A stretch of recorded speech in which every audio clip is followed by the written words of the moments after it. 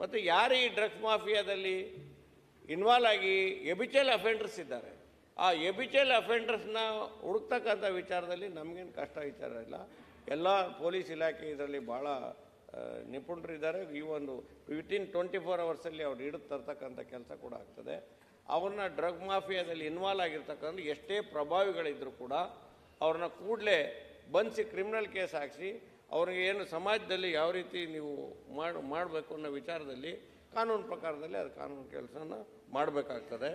ಇನ್ನು ನಮ್ಮ ಅಧಿಕಾರಿಗಳು ನೆರವಿಲ್ಲದೆ ಈ ಕೆಲಸ ಆಗಿಲ್ಲ, ಅದನ್ನು ನಾವು ಒಪ್ಪಬೇಕಾಗ್ತದೆ. ಅಧಿಕಾರಿಗಳ ನೆರವಿಲ್ಲದೆ ಅಷ್ಟು ಸುಲಭವಾಗಿ ಡ್ರಗ್ಸ್ ಮಾಫಿಯಾ ಅದು ಕೆಲಸ ಮಾಡೋಕ್ಕಾಗೋದಿಲ್ಲ.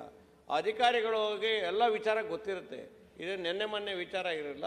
ಆ ಅಧಿಕಾರಿಗಳ ಮೇಲೆ ಸಂಬಂಧಪಟ್ಟಂಥ ಅಧಿಕಾರಿ ಮೇಲೆ ಕ್ರಮ ಮಾಡೋ ಮುಖಾಂತರ ಈ ಮೆಡಿಸಿನ್ನು ನೀವು ಹೇಳಿದ್ರಿ, ಒಂದು ವಿಚಾರ ಹೇಳಿದ್ರಿ, ಫಾರಿನಿಗೆ ಎಕ್ಸ್ಪೋರ್ಟ್ ಮಾಡೋದು ಬೇರೆ, ನಮ್ಮದು ಕ್ವಾಲಿಟಿನೇ ಬೇರೆ ಅನ್ನೋ ಅದು ಸತ್ಯ ಇದೆ.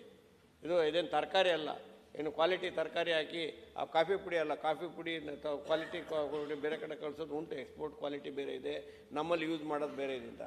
ಡ್ರಗ್ಸ್ನಲ್ಲಿ ಇದರಲ್ಲಿ ಯಾವ ಕಾರಣಕ್ಕೂ ಕಾಂಪ್ರಮೈಸ್ ಆಗಬಾರ್ದು. ಕ್ವಾಲಿಟಿ ಕಂಟ್ರೋಲ್ ಅನ್ನೋದು ಯಾವುದೋ ಒಂದು ಮೆಡಿಸಿನ್ ಆಚೆ ಬರ್ತದೆ ಅಂತ ಹೇಳಿದ್ರೆ it undergone so many tests. ಆ ಟೆಸ್ಟ್ಸಲ್ಲಿ ಕೂಡ ಪಾಸಾಗಿ ಬಂದಾಗಲೇ ನಾವೆಲ್ಲ ಸಮಾಜಕ್ಕೆ ಕೊಡ್ತಕ್ಕಂಥದ್ದು. ಆ ಟೆಸ್ಟ್ಗಳಲ್ಲಿ ಯಾರ್ಯಾರು ಇನ್ವಾಲ್ವ್ ಆಗಿದ್ರು ಅವ್ರನ್ನೆಲ್ಲ ಯಾವ ರೀತಿಯಲ್ಲಿ ಸಮಾಜಕ್ಕೆ ಕೊಟ್ಟರು ಅನ್ನೋ ವಿಚಾರವನ್ನು ಆಚೆ ಬಿಟ್ಟರು ಅನ್ನೋದು, ಮಾರ್ಕೆಟಿಂಗ್ ಆಚೆ ಬಿಟ್ಟರಲ್ಲ, ಅಲ್ಲಿ ಯಾರ್ಯಾರು ಬಂದಿದ್ದಾರೆ ಅನ್ನೋದನ್ನು ನೀವು ತುಲನೆ ಮಾಡಿ ಕಂಪ್ಲೀಟ್ ಎನ್ಕ್ವೈರಿ ಮಾಡಿ ಅದ್ರ ಬಗ್ಗೆ ಕ್ರಮ ಮಾಡಬೇಕು.